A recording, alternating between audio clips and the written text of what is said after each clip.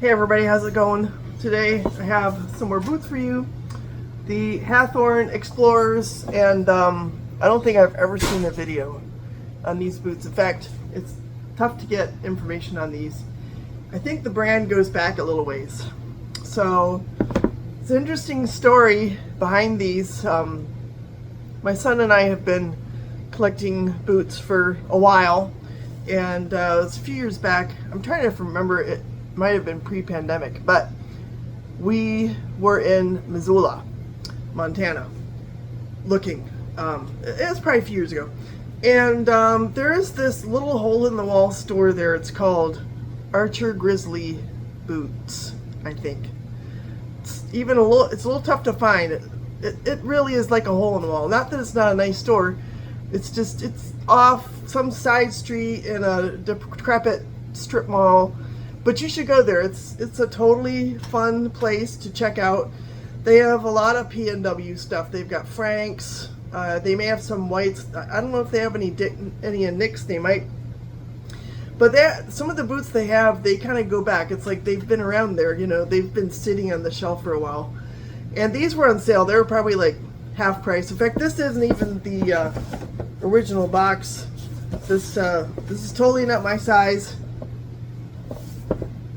He might have even, I don't know, he might have written some stuff on here. But they are Hathorns, I can tell from the markings on boots. So, and I like them. They're really nice. And if you have more information on this brand, I would love to have you share it. So, the proof's in the pudding, right? So here's hopefully you can make out, I don't know, the light isn't great here. There we go, it's a little bit better, yeah. Hathorn, and it says, let me just check here. Yeah, it does say it, Explorer, Hathorn Explorer. I did see a post on some online forum, I don't know, I think it's 2011. I mean, this is like when my kids were kids, saying that the people who made Hathorns were apprenticed to whites and they were learning. And according to this post, they weren't totally sure about where the materials came from, but they felt like the workmanship was on a par with white's boots. These are the boots that have the kilties. So those of you who saw my little kilty short, that's why. And I liked the argument. Somebody said, oh, it's to build up the volume in your ankle. This, you know, my son actually has that. I see his boots, they're tied. They're so tight, there's not hardly even a gap. So maybe I should encourage him to get some more kilties. You can buy them, like I've seen them, different kinds of leathers, different kinds of styles, cuts. They're actually kind of cool. Second rate laces, I'll probably replace these, but I need longer leather laces for these because they're a little taller. And the leather, I have zero complaints about the leather on these boots. I don't wear these boots as much as I wear a lot of my other pairs, partly because they're taller and I'm not sure what to wear them with. But when I do wear them, I'm really glad because they're, especially for my dog walks on the giant, huge acreage that's next door to me, these are just perfect. These Vibram soles, the Wedge soles, are very comfortable, and I'm never going to wear them out. Let's just be honest. It's not going to happen.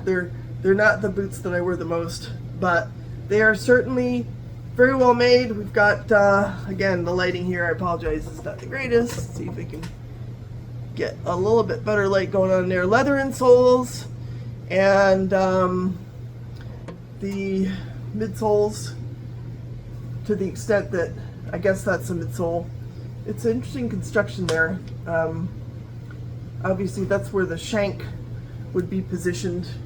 You can kind of see how they're put together, a little bit different from the wedge soles that you'd see, for example, in a Red Wing. Obviously these aren't mock toes, and I haven't really gotten into mock toes. I don't know, maybe it's just this fear, but I feel like they're going to be even harder to break in here. My feet aren't getting any younger, people. They need protection, but they also don't need to overwork themselves trying to break in impossible to break in boots. So But these are very comfortable.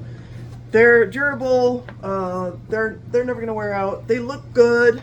I have no idea where this leather came from. It would be interesting to try to do some research. Again, if you have some clues about Hathorne Explorer boots, I'd be really interested.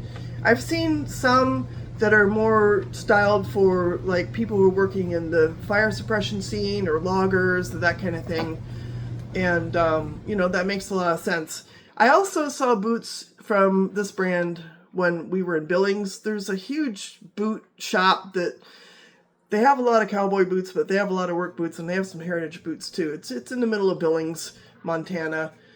Check it out. You know, if you look for boot stores in Billings, you're not gonna miss it.